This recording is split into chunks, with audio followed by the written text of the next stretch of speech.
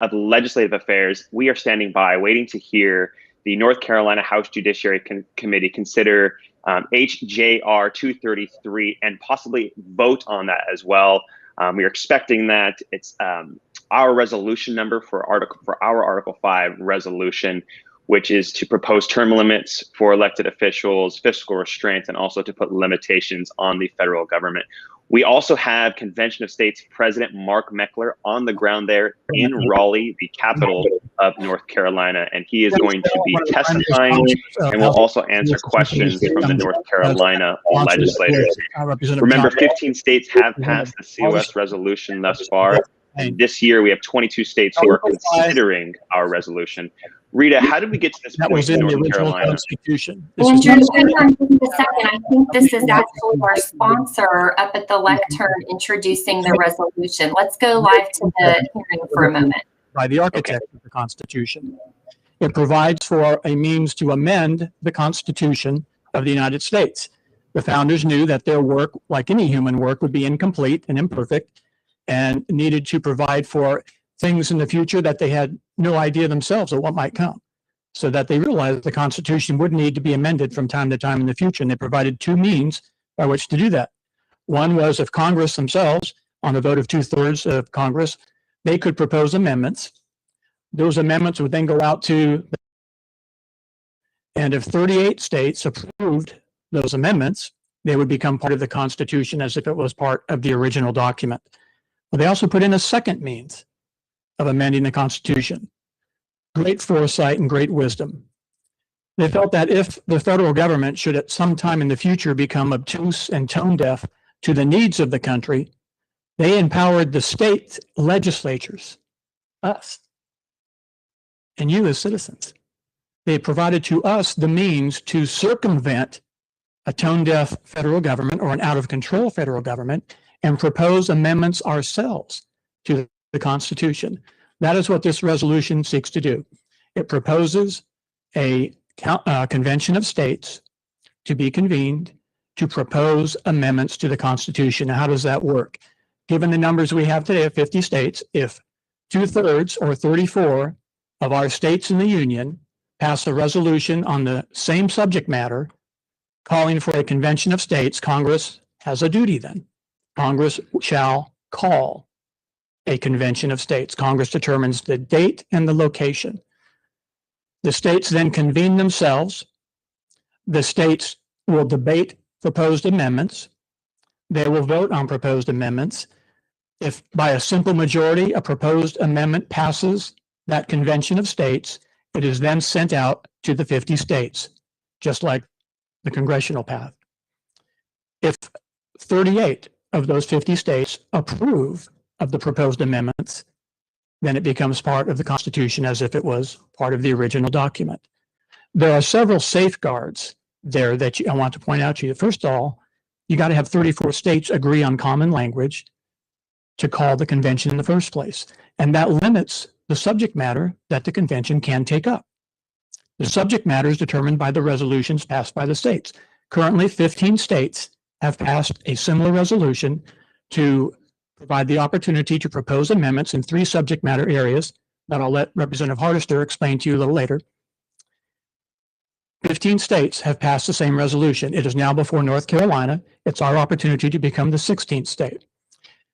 Back to the proposing of amendments in a convention of states. If 26, just simple majority of the states approve an amendment, it has to be approved by 26 different states.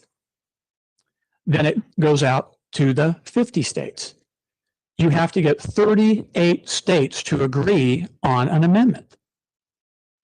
38 states. You know, in the United States, currently we have 99 state legislatures, 99 separate state legislatures. There's 49 state legislatures that are bicameral. They have a House and they have a Senate. And then you got poor old Nebraska out there all by its lonely that has a unicameral, single body legislature. So there's 99 different state legislatures that will get a peek at any proposed amendments. Let's say worst case scenario, something really wild comes out of this convention of states, which I do not think is possible. But just for the sake of argument and to answer probably some criticisms that might come forth from the committee, all it takes is either the House or the Senate from 13 different states to say no, and that amendment dies. So there are safeguards in the process. In a nutshell, that's it, my overview. I'm now going to step back and let my colleague, Representative Hardister, tell you a little bit about the 3 area subject matters that we're talking about. Thank you, Mr. Chairman. Representative Riddell, thank you for the overview of the legislation. Wow, this is a great crowd, Mr. Chairman. I would have worn a nicer suit if I'd known it was going to be this kind of crowd here this morning. I thought that was your nice suit. Yeah, mission accomplished then.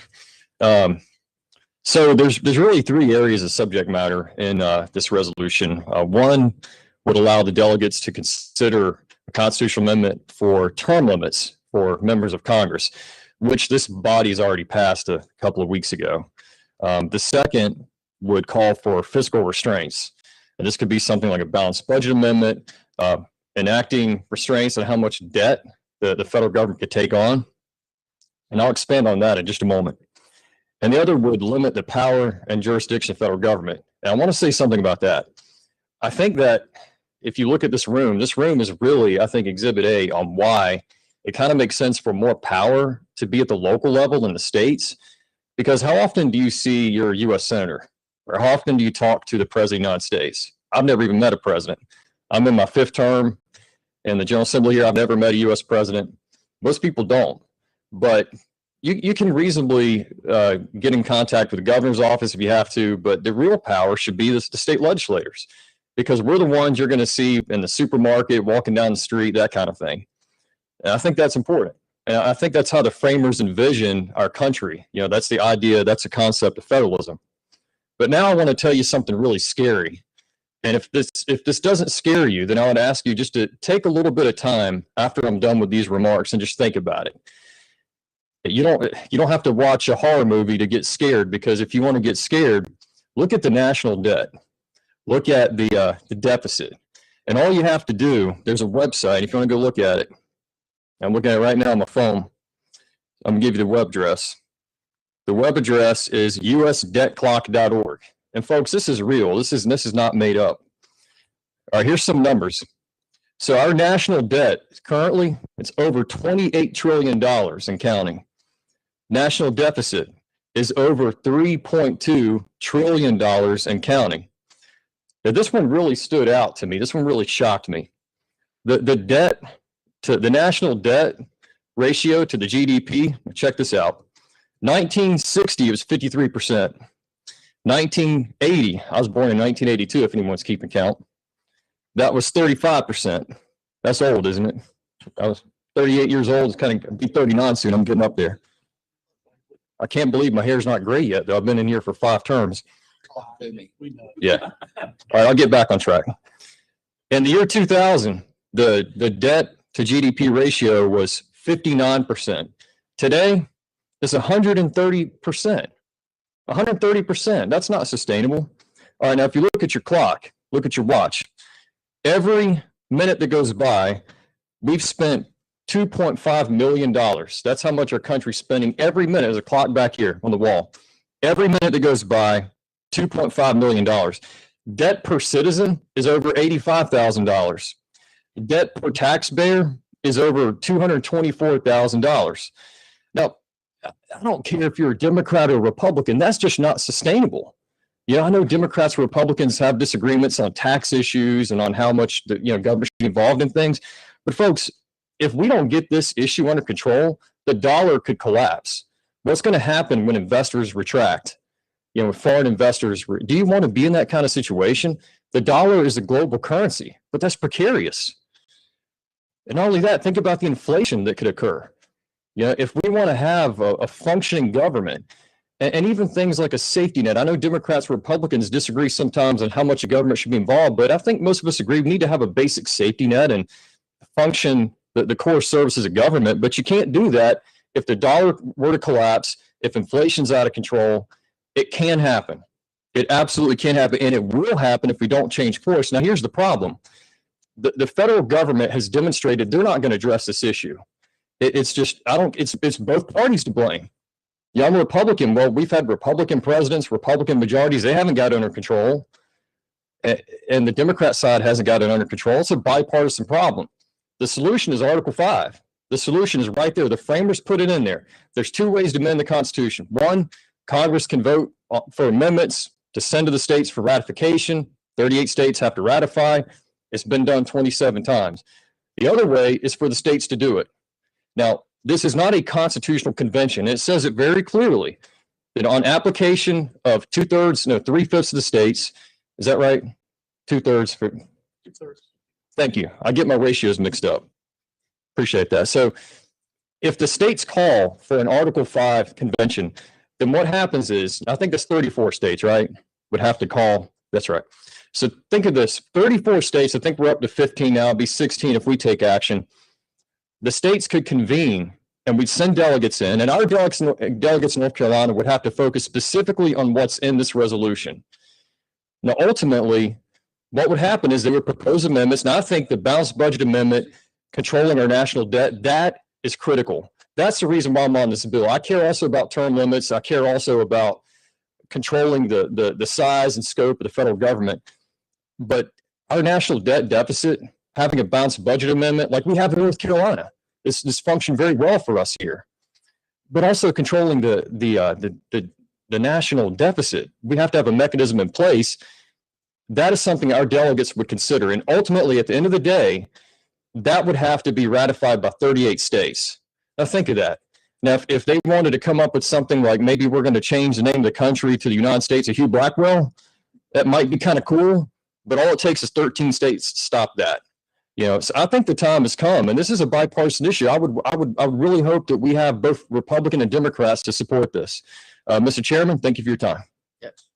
Representative Rydell would like to speak briefly again. Thank you, Mr. Chair. Thank you, John. Great comments. 4 quick points I want to leave with you. First is, this is constitutional. It is organic and inherent in the Constitution. There's nothing new here. Secondly, if you had a drug-addled child, you as a family would intervene on that child's life, in that child's life, to impose some discipline on them. You wouldn't just let them run amok to their own demise and that of others. Well, think of the Convention of States as an intervention of the states. We have a drug-addled federal government. It is addicted to spending more money than it takes in. It is obviously not going to control itself, Republican or Democrat. That control must come from outside of Washington, D.C. As legislators, we have been given the ability to rein in the federal government. We have been given the ability to intervene in the future of our country. And lastly, as you'll see here in the committee in just a moment, and as I've experienced in conversations with many of my colleagues and citizens, I would support this initiative, even if I thought it was going to fail and had no chance of doing anything good. I don't believe that for a minute. We can become state 16. That's almost halfway to the 34. But even if I believed it wouldn't, here's the kicker.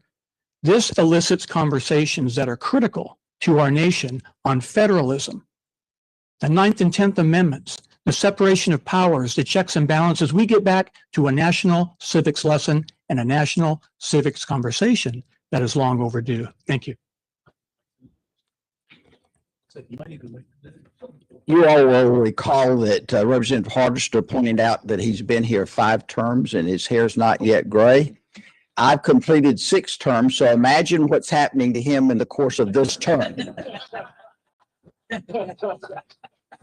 We've got about 20 minutes before we need to be out of the room. I'm going to ask for comments or questions from members of the committee. Representative Kidwell, you're recognized. Thank you, Mr. Chairman. A couple of questions, if I could, for the bill sponsor.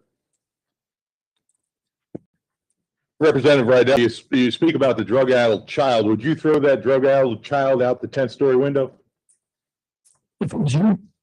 Fair enough. Follow up, Mr. Chairman. Article 5 of the Constitution, does it contain instructions on how delegates will be selected, on the fact that you can limit the scope of a convention? Is that mentioned in Article 5? That is an excellent question. I'm glad you asked it. Article 5 doesn't give details to Congress how to do amendments, does it? It doesn't. It just says Congress shall, right? It does. So how in the world did the founders think Congress was going to somehow figure this out? Because they had experience in this. There was the Articles of Confederation Congress, right? Well, we have had experience in conventions of states. Prior to the Declaration of Independence, there were 20 different conventions of states. The Albany Congress, the first Stamp Act Congress, the first Continental Congress. These were, in fact, conventions of states, states calling themselves into conference, into convention. Subsequent to the Declaration of Independence, there were another 11 conventions of state, culminating in the Philadelphia Convention in 1787 that delivered the Constitution.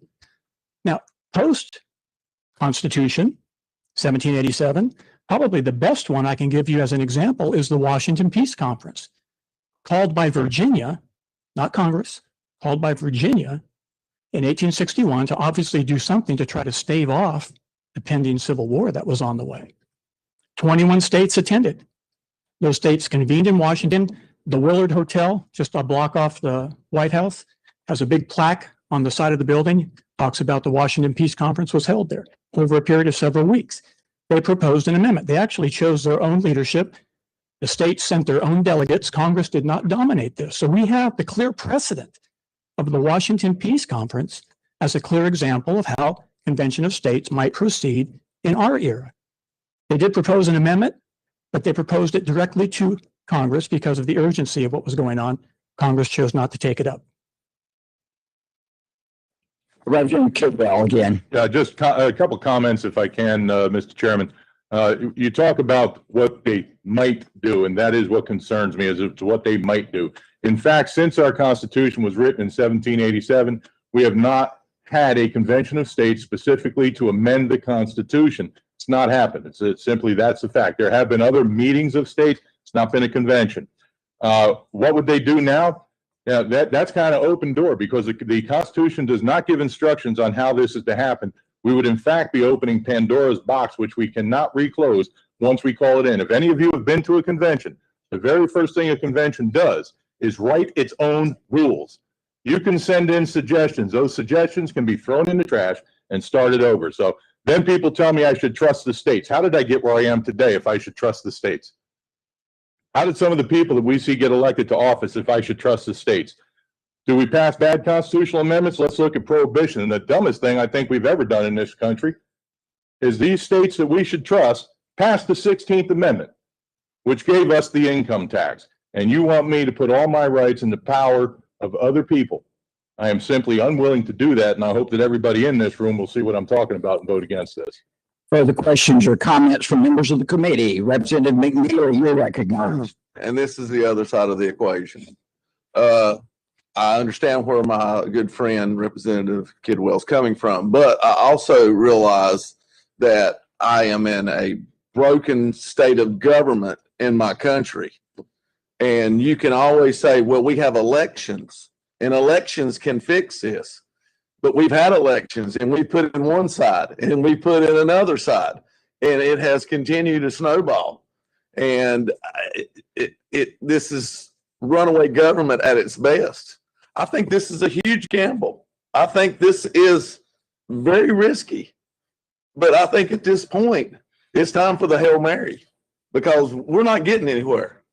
This ain't the way it was supposed to be. This is not what our founding fathers envisioned of how we would govern ourselves, whether it be Republican or Democrat. So somebody, somehow, some way, has to step up. We've already amended it 27 times. It was an awesome document, but obviously not perfect, or we wouldn't have added to it. And some, just as my friend Representative Kill said, were not great additions. But I see the three things that we're talking about here being excellent additions. If we could get any one of those three, it would be a huge step forward in saving this country. Preserving the Constitution is an awesome challenge, and I have sworn an oath to do. But if I save a Constitution to a country that no longer exists, I have not created anything but a bigger mess. I have not done my oath. So therefore, for that matter, I would like to make a motion, Mr. Chairman. At the appropriate time, Representative McNeely, if I don't forget it was you. That can happen. That can happen. But I got all sorts of staff up here. I'll ask louder next time. I know I'm a little reserved today. I'm going to ask for further comments or questions from members of the committee, but I want to say we've got 6 people who've signed up to speak on this bill members of the public, and I want to try to give each of them up to a minute. But before I do that, is there another member of the committee that wishes to ask a question or make a comment first? Seeing none, Mark Meckler is recognized for 1 minute or less. I'll keep it short, Mr. Chairman, honorable members of the committee. My name is Mark Meckler. I'm the president of Convention of States Action. We're the organization moving this Article 5 application forward all over the country. A couple of things I want to address quickly. First of all, I'd like everybody who's in the rooms to support Convention of States to please raise your hands for a second and be recognized. So you can see the presence in the committee room is overwhelming. The folks that are here represent roughly 69,000 people in this state that have signed petitions in support of this measure. It is an overwhelming percentage of the public here in your great state. You have an obligation to support your constituents, really fundamental obligation to support the Constitution of the United States of America. You're the most powerful people in the federal system. You have the power to call a convention, to propose amendments and ratify those amendments. So you were given that power because the founders believe that the power belonged close to home. You're close to your constituents.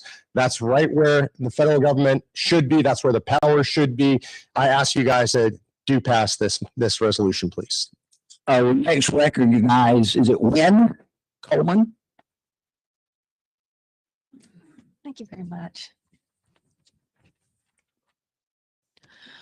My name is Wynn Coleman. I live in Raleigh. I am the chair of no Convention of States, North Carolina. The U.S. Constitution's Article 5 is silent on many procedures the Convention of States supporters claim will work. They cannot state solidly 100% that once a convention convenes, it can be controlled. They avoid telling you that an Article 5 convention cannot be limited to one amendment or to one subject or 3 subjects. The current 38 states ratification process could be thrown out and replaced by an entirely different ratification process, enabling very bad amendments to pass, no matter what your views are.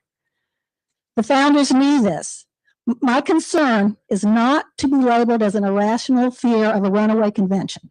The Declaration of Independence gives the sovereign people the authority to create new government by altering or abolishing their current form of government. An Article 5 convention is a government-making assembly, not a legislative assembly. The founders knew this. It's not up to Congress. It's not up to the state legislatures. And I'd like to just say that they did not illegally, the founders, run away with the convention because they knew this. They overrode the instructions of. May I just quickly say I have handouts.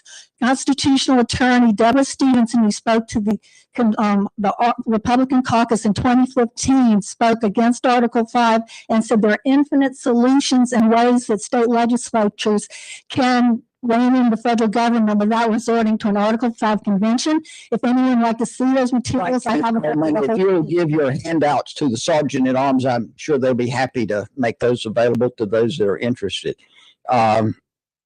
I'm not trying to be rude, but we got to get through this. Thank you, though, Ms. Coleman. Jim Womack.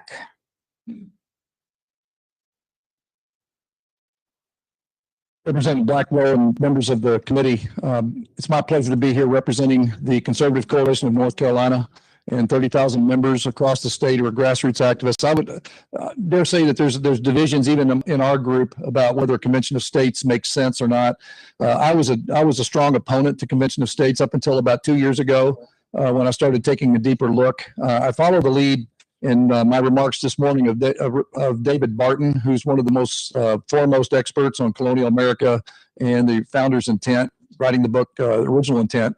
And David Barton has recently become a convert as well to Convention of States, mainly because of 3 or 4 important elements in the COS, and principally that it will not be a runaway convention. Secondly, that an out of control federal government and federalism necessitates it. Plus, most importantly, Federalist 85, which eloquently explains why a strong Federalist, Alexander Hamilton, who wrote Federalist 85, believed that we would need a course correction at some point in the future. He defended it, even himself believing in a strong central federal government. He himself understood that we would one day need that provision in Article 5. And so I stand in support of it today, and I would request that the members of the committee do so as well. Thank you. Okay. Next, we have Brett Mcquarter.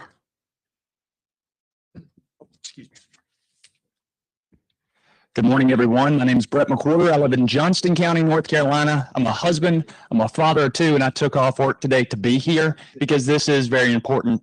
Our country, our children, and the next generation is going to be saddled with what we decide to do here today. Time myself on this is about 3 minutes, so I'm going to try to cut it down.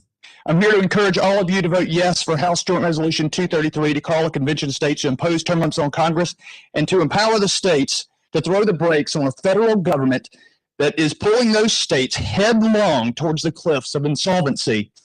I tell you that I cared nothing for politics in 2018. I never voted. I didn't believe in it. All this caring about presidents and parties was never my cup of tea, but I saw my little boy's heart beating in a sonogram when he was about 8 weeks old, and something flipped. I knew in that moment I must act to do something to preserve the future of this country. That concern extends beyond him to my neighbors in other states. So here I am. The direction of the federal government is dire, bleak, and no matter who is voted into office, we simply cannot have any confidence that politicians, career politicians, will vote themselves out, nor take their hands from the portion they deem appropriate from the fruits of 153 million Americans' labors. National debt is more than $28 trillion. How much longer shall we assume that the dollar has value at this rate? This foreseen disaster can be avoided if North Carolina will act. Join the other 15 states, please. Thank you. Next is Robert Mueller, I believe. Is that correct? Good morning, everybody, and thank you for being here and allowing me to be here as well. I am a volunteer for Convention of States, and not too long ago, I'm also a Wake County delegate for GOP. And first time I've been there this year, I was really surprised because we actually passed the Convention of States article. But I was really surprised in people opposing this. And what I got out of that is that people don't know the Constitution. They don't understand what the Constitution actually is. We're not asking to change the Constitution. We're not asking to create something and do away with the Constitution and bring something else new. We're doing the same thing that 27 amendments were added to the Constitution, the exact same way, but in a different format. That is a risk, but that's what democracy is all about. It's always been a risk. It's always been a risk. We never had cars. We will never have a computer. We will never have anything. Coins, whatever the case may be, have we not taken that chance? So this is really important for our children. I hope one day that by the time my grandkids are to vote, that we don't have the same people calling the shots for us. So that would be really terrible. Thank you. Thank you, Mr. Mueller. Our next final public speaker is Ladis DeRosier. And I apologize if that's way off the mark. It's okay. I'm used to it. Hi, my name is Ladis DeRosier. You said it very well. And this is just very quick, okay? So, but I need to speak very slowly. Quick would be a minute. A minute. But I need to speak slowly because I want to make sure that you all understand what I'm saying. I really urge you to consider passing this resolution to bring the power next to each one of us. And that's very important. And I'm going to tell you my experience. I'm a resident in Raleigh, but I was born in Havana, Cuba, under the current socialist regime. As a little girl, I saw that the humanizing impact of what happened when the government takes all your powers. All aspects of our life were controlled. First, we couldn't live. Period. We couldn't leave the country. The regime referred to people like us who wanted to leave the island as gusanos or worms. And by the way, it still is like that. We were constantly under government surveillance. On every block, there was a house, and still there is, from which the Comité de la Defensa de la Revolución, the Committee of the Defense of the Revolution, would monitor us and report to the authorities. Christmas, like all other religious celebrations, were prohibited. My father would have to hide my mom, my sisters, and me to sneak us into the church. By the way, not only during Christmas, but year-round. Okay, 2 more seconds, please. All the food was regulated. You just could not go to the supermarket and buy what you wanted. I still is like that, by the way. Each family was given a libreta, a notebook, which I didn't remember to this day. Each family had a quota. You could just not go and buy what you wanted. You were told what you can buy and the quantity, if it was available. My father was a highly educated scientist, and physician. He worked in his private practice. He was a pioneer on the island on the use of nuclear medicine for the diagnosis of cancer and other illnesses. He worked very hard and passionately on his profession. However, the regime decided he could no longer have his private practice and took it from him. They told him that he was required his services and that his families will never leave Cuba and he will have to work for the government. I was 5 years old when he took his life. As we speak, there are dozens of Cubans in hunger strike against these repressive dictatorships. Hundreds are suffering political imprisonment. Deprived of human and basic human rights, thousands of Cubans have been sworn across the ocean to be free. I can personally attest when the government take your power, your freedom, and your rights. And it's a slippery road. Once you lose one of them, say goodbye to us because you are not going to get it back. Mr. Rozier, thank you. Okay.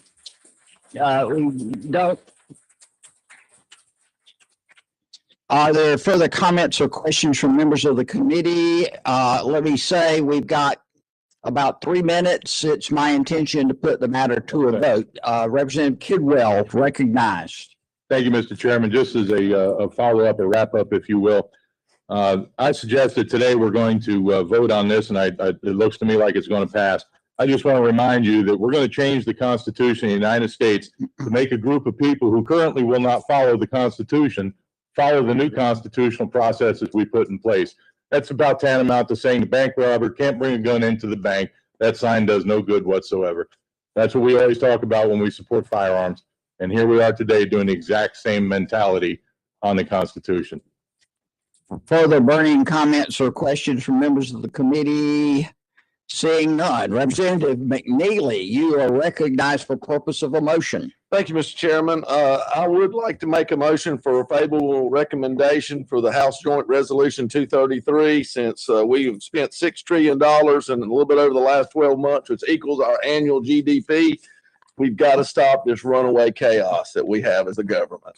And the motion for a favorable report includes a re-referral of House rules, correct? Operations. Yes. Thank you, Representative McNeely. You've heard the motion. Those in favor will signify by saying aye. Aye. Opposed, nay. Nay. The ayes have it. The motion is adopted and the committee is adjourned.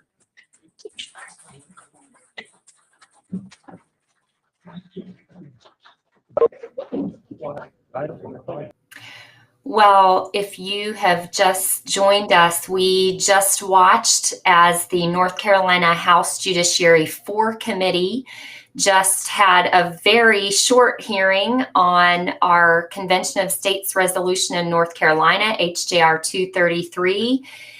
They took a little bit of testimony and then they voted, and by what sounded like an overwhelming voice vote, voted to recommend passage of our Convention of States resolution there in North Carolina. Andrew, what are your thoughts or comments on the hearing?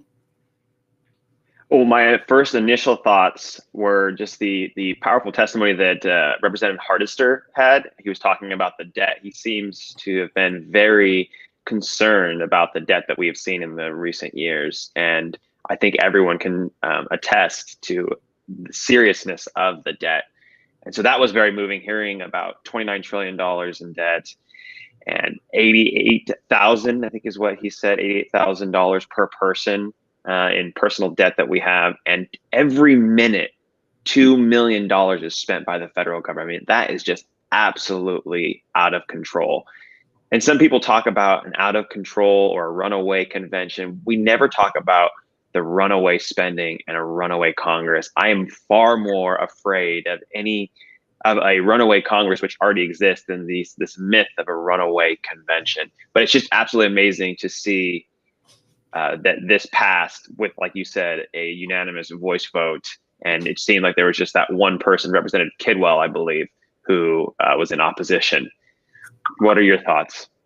Yeah, that's right. I agree. Absolutely, Andrew. And for folks watching this special edition of COS Live, I want to let you know that I believe Convention of States President Mark Meckler is going to be joining us momentarily to give his comments on what happened there in North Carolina. He's on the ground there and did give a brief testimony. It sounded like the committee was limited to about 20 minutes or so as its time on this bill, because it sounds like they only had that much time in the committee room, which is kind of a shame because they remarked at the beginning that there were lots of people there. So I am sure that our North Carolina grassroots team showed up in force and knocked it out of the park.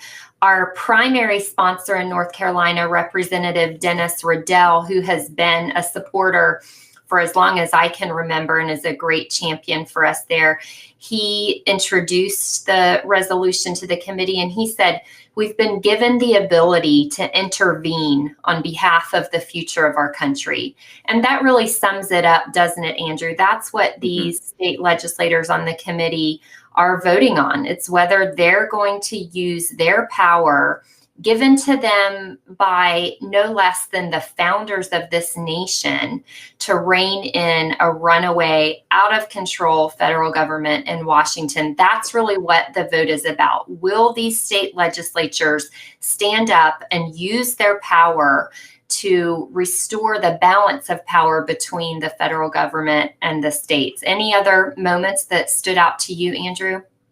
Yeah, going with that about using their power that they have. Representative Hardister talked about this a little bit. He said he's never met a president before. He said he's never met a person, I don't know if he said person from Congress, but he basically was saying he doesn't know the people in Congress. He doesn't have direct connection with them. And that goes for us as well. We're not close to Washington, D.C. We can't go over to our senator's office and say, hey, we don't like what you're doing.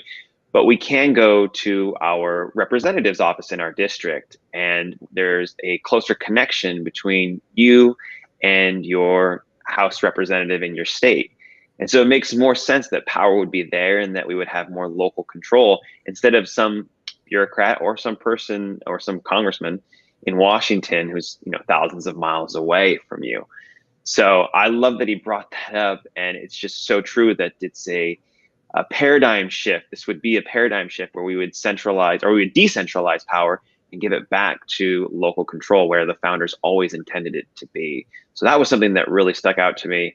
And the fact that we didn't have the level of testimony that would be that we normally get, like when we were doing some of the other hearings where we had like 4 hours, that was absolutely amazing being able to hear that. But still, these people that came to testify, even for just a minute, it was still very powerful. There was one from Brett Mcquarter, I believe his name was. He was talking about seeing his child and seeing the heartbeat of his child. It changed him, and he started thinking about the future and the debt that his child is going to have to wrestle with. I mean, that's just such a moving story. And he was able to get that in 1 minute testimony. So still, our grassroots are just absolutely amazing. Yeah, it was remarkable. And to perform our little fact checking role a little bit, Andrew, there was one outspoken member of the committee who is opposed. And I think it sounded like he was the only one who voted against the passage of the resolution, but it's Representative Kidwell. We've known for a long time he was an opponent. So if you're listening to this or watching this broadcast and you're in North Carolina, get in touch with Representative Kidwell and let him know that you think he's wrong about this and should support Convention of States. But his point that he was trying to make was that Article 5 doesn't spell out the exact details of the process of how the convention for proposing amendments is supposed to work, how voting goes and all of that stuff. And, you know, I just have to point out as the fact checker here that that doesn't matter. It's just like the use of the term grand jury in the Constitution. It doesn't spell out what a grand jury is or how it works. The founders knew how it worked because it was such a commonly used process. And the fact of the matter is the same thing is true of an interstate convention, like an Article 5 convention for proposing amendments. The founders didn't need to spell out all the details actually in the Constitution because it was a well-known process for them. Most of the founders had been to interstate conventions before, had represented their own states at such conventions, and they knew how the process worked. And we know how the process works because we have history, we have historical records. It was just well known to them. The other thing that Representative Kidwell said, that this is kind of my pet peeve in this whole space. He said, well, you know, this is crazy to think this is going to work because federal officials don't follow the Constitution anyway. So it's not going to work to add amendments to the Constitution. They'll just ignore it. And, you know, sometimes we hear that and it's easy to say that, but it's a vast oversimplification to say that they just ignore the Constitution. They don't follow it. The truth of the matter is they capitalize on the vague wording in certain phrases of the Constitution, on broad language. And over decades and decades and decades, they have torn these loopholes into the Constitution in some of those broadly worded phrases that the Supreme Court has given its seal of approval on. The only way we can fix that, the only way we can close those loopholes that have been opened in our beloved Constitution is through an Article 5 Convention of States to propose amendments that will impose fiscal restraints on the federal government, limit its power and jurisdiction. And the other topic that is in our resolution that was considered and supported by the committee today is term limits on federal officials and members of Congress. And by federal officials, I mean bureaucrats too, Andrew. Yes. Yeah, the bureaucrats need to be limited as well. You know, you can't. What purpose would there be of limiting, you know, people in Congress, but then you allow their staffers to stay in perpetuity, and then they become almost like a deep state type figure, that's not a good thing either. And I want to go back to Kidwell, some of the things he said, because you talked about some of the procedural stuff. He also talked about a convention of states opening up Pandora's box, and that's something that really gets me frustrated as well, because people like to use scare tactics and fear tactics to try and get people to shy away from using a convention. But if you just think about it for a moment, you see that there's nothing to fear in a convention of states, because for one, it says to propose amendments, right? It doesn't say that that the convention is going to have the power to ratify them. So it's a suggestion. We've talked about this many times, that we're going, the representatives that would go, or the delegates that would go, they would be voting on suggestions that then have to go to the states for ratification. And because of our resolution, it's limited in its scope and its jurisdiction. So how can it be opening Pandora's box if there's a limitation? Doesn't really logically make any sense to me. And it just shows that he's coming from a place of trying to scare people that is truly as big as the problem. And I'm just not in favor of that ever. No, absolutely. And, you know, one of the ladies who testified briefly said, you know, basically an Article 5 convention is an invitation for the rewriting of the Constitution or the creation of a new government. And that's just false. Just in the black and white text of Article 5, anyone can read it. And it's about proposing amendments to this Constitution, the one we already have. It says nothing about creating a new government. So even if we didn't have the historical record that's very clear on what an Article 5 convention is and how it works, we have the text of Article 5, which completely forecloses the argument this woman makes. Now, Andrew, before we get too far, I want to make sure to give kudos to our sponsors and co-sponsors. I already mentioned Representative Dennis Riddell, who's our primary House sponsor there in North Carolina. Also, you talked about Representative Hardister, who was there and spoke on behalf of the resolution. He did a great job. We also heard from Representative McNeely, who is on this committee and is a strong advocate for a convention of states. And he said at one point, it's time for the Hail Mary, guys. It's time for us to do this. And then he pointed out, of course, that our resolution applies for a convention to propose amendments only on the 3 subject matters that I mentioned earlier: fiscal restraints, limiting federal power and jurisdiction, and term limits. And so, you know, all of this talk about the Pandora's box and the unlimited convention, just as you said, Andrew, it's just scare tactics. There's no truth to it. Also, Representative McNeely was the member of the committee who made the motion to recommend passage. And you could tell early in the committee it was really important to him in his dialogue with the chair that he wanted to be the one to move for passage. So that was fun to see. We are waiting to be joined by Convention of States co-founder and president Mark Meckler. I am sure he is busy talking with the legislators and our awesome grassroots volunteers, again, who showed up in force, even though most of them weren't given a chance to testify because the committee hearing was truncated today. They showed up, and their presence in and around that committee hearing room is a big deal, and it speaks volumes to the members of the committee and to the other legislators who are, you know, walking through the hall and seeing those Convention of States buttons, knowing that our supporters show up, stand up, and speak up. That is a big deal. One of the things that Mark said in his very short but effective testimony for the committee, he said, you have a fundamental responsibility to support and uphold the Constitution. And of course, the implication of that is not only do they need to act to make sure that the Constitution doesn't continue to operate with these loopholes and unofficial amendments that are made all the time by Congress and the courts, but part of supporting the Constitution is supporting this convention process that is given in Article 5. Article 5 is part of the Constitution, and the convention process was given to us so that the states could have a way to bypass Congress in the situation that we're in now.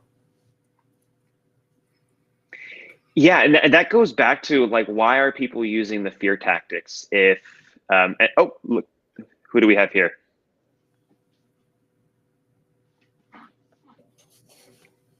I don't believe your audio is on. Oh, we have Joy Ruthman, State Director. Yeah.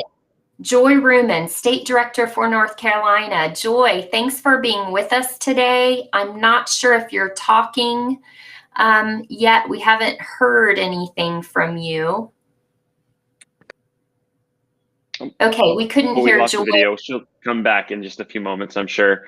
But what you were saying, Rita, just reminds me of the fact that scare tactics, again, they just aren't really an effective argument. And it doesn't really make very much sense when you say that the Constitution should be that should be just leave the Constitution alone. Well, Article 5 allows for the conventions to be called when 34 states have identical applications. So why is it that you want to disregard that portion of the Constitution? I've never really understood that. Yeah, one opponent who testified today says, well, Article 5 doesn't say that the convention can be limited, but it's like making an argument that's completely unmoored from the history of the Constitution, because anyone who has read James Madison's notes on the convention can see very plainly that the entire purpose of the Article 5 convention to propose amendments was to let the states bypass Congress and achieve needed amendments that would limit the federal government when the federal government became overbearing. So it wouldn't make any sense, for the founders to want to let the states limit Congress if then they weren't giving the states the power to limit the convention to certain topics. It just makes no sense. So when people suggest that the Article 5 convention process is this scary Pandora's box that can't be limited, that Congress is going to take over it, and that federal power is going to be enlarged somehow, basically what they're suggesting is that the great men who drafted the Constitution were incompetent statesmen. And I just don't believe that. Andrew, I know that nearly 70,000 North Carolinians have signed the Convention of States petition asking their state legislators to vote yes for a Convention of States. And I think we also have some polling out of North Carolina. Is that right? Yeah, and I believe it's 64% of Carolina voters agree with calling a convention of states. And I believe that goes across party lines. And it's something that we've seen across the nation, that there is bipartisan support for an Article 5 convention for the purpose of limiting the federal government.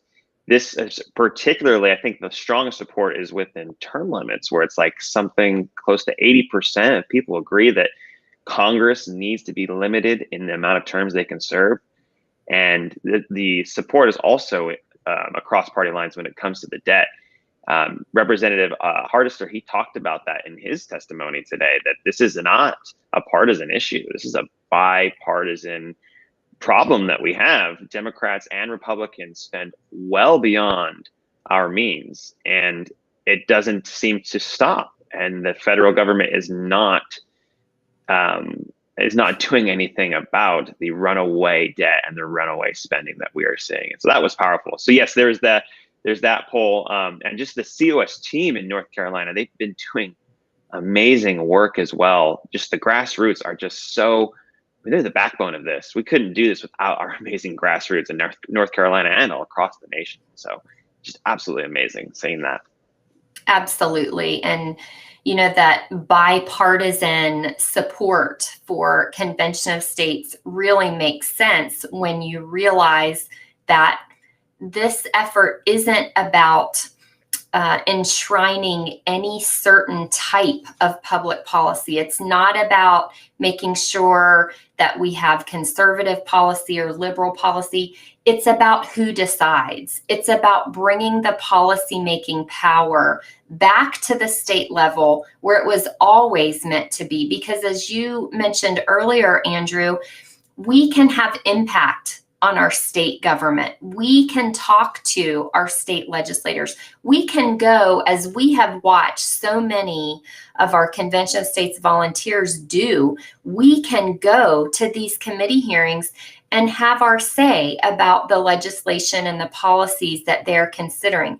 But how hard is it for the average American citizen to have any kind of impact on Congress in Washington, D.C.? It's nearly impossible. You have to be someone special to be able to go before Congress and testify. And even then, we know how much influence the special interest groups have in Washington that the average citizen just can't compete with there. But the state legislatures are different. That's where we have the power. That's where the policy needs to be made. And the founders knew that. And that's the way they set American government up to work, is to be a federal system.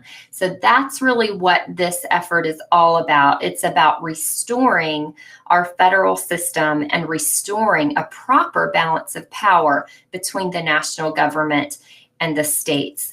So I think we are still waiting. Hopefully Mark Meckler will still be able to join us. He was on hand there to give testimony. I'm sure I'm hearing that Mark right now is speaking to the grassroots. And that's just like Mark Meckler, because he loves our grassroots volunteers. And in fact, has shared with me many times that when he goes and travels around the country and goes into these state legislatures for committee hearings or whatever, his favorite part is connecting with our grassroots volunteers, because as you said, Andrew, they are the backbone of this movement. We could not accomplish any of this without them.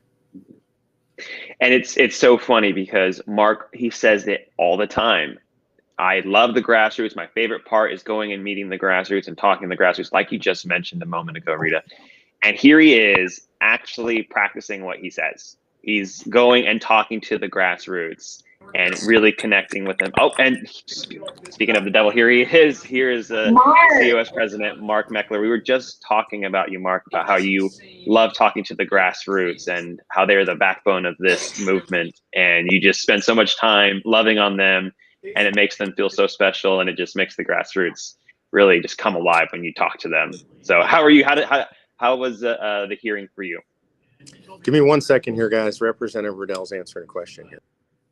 Okay, our sponsor, Representative Dennis Riddell, is answering some questions from the grassroots who are gathered there at the Capitol in North Carolina, and they did the work of real citizens today. They showed up, and I heard again today from one of the volunteers who testified before this committee that he had to take the day off work.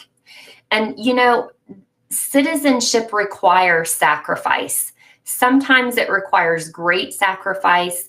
Sometimes it just requires that you pick up the phone and make a phone call to your state legislators and let them know that you support this effort and that you will have their backs when they stand up and use their constitutional power to prevent further overreach from the federal government. And speaking of what our volunteers do and some of the sacrifices that they've made there in North Carolina specifically, I know they have been holding events around the state to build support, to let other people, other citizens know about Convention of States and how they can help. And many of these events have legislators show up. And so it gives them a chance to educate the legislators about Convention of States and to show citizen support for it.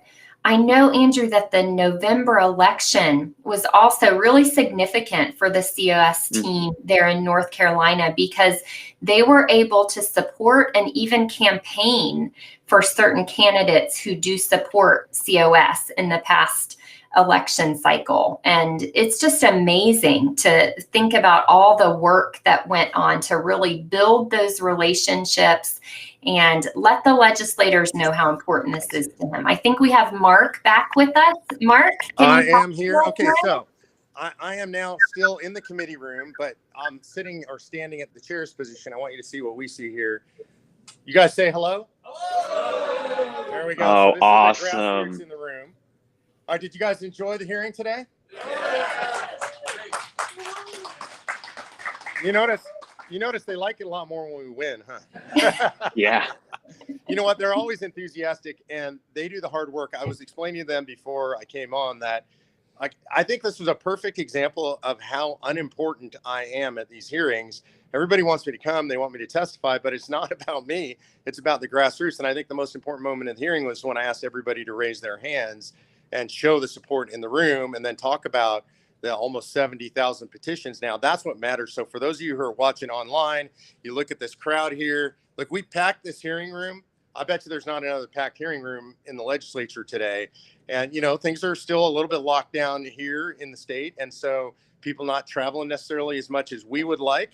but they packed the room here today. They made the difference. They're making the difference in North Carolina politics. One last thing I want to add for you guys that I think is really important. This group got heavily involved personally, just going out on their own and doing politics, regular politics during elections. That makes a huge difference. If you're not involved in elections in your state, you got to get involved, because that's one of the reasons these people are having so much success here right now. Absolutely. Well, we want to give a shout out from the program to our North Carolina team, our grassroots volunteers, our legislative sponsors and supporters, if they're still in the room. We are so proud of you. Thank you for the work that you're doing. It was amazing to watch this hearing today, and you are getting the grassroots all over the country excited about moving forward with this meaningful solution to really end federal overreach. So thank you for what you're doing. Thanks for joining us today. Hey, thank you guys. I'm going to go back and hang out with my friends here, though. Bye, Mark. Oh, it's so awesome. Perfect. Oh, well, if you're just joining us, we have just watched a historic moment as the North Carolina House Judiciary 4 Committee has voted by an overwhelming voice vote to recommend passage of the COS resolution there in North Carolina. What will happen next is that the resolution needs to move through Rules Committee there in the House. That's a technical requirement there. And once that happens, it will move to the House floor in North Carolina. And we are looking forward to watching that. It's going to be a race now to see which state becomes state number 16 to pass the COS resolution. Will it be West Virginia? Will it be North Carolina? Or will it be Wisconsin? I think those are the 3 states that are leading the pack right now, and I'm on the edge of my seat. So I want to say thank you to everyone for watching. Any parting shots, Andrew? Just a final shout out just to the grassroots.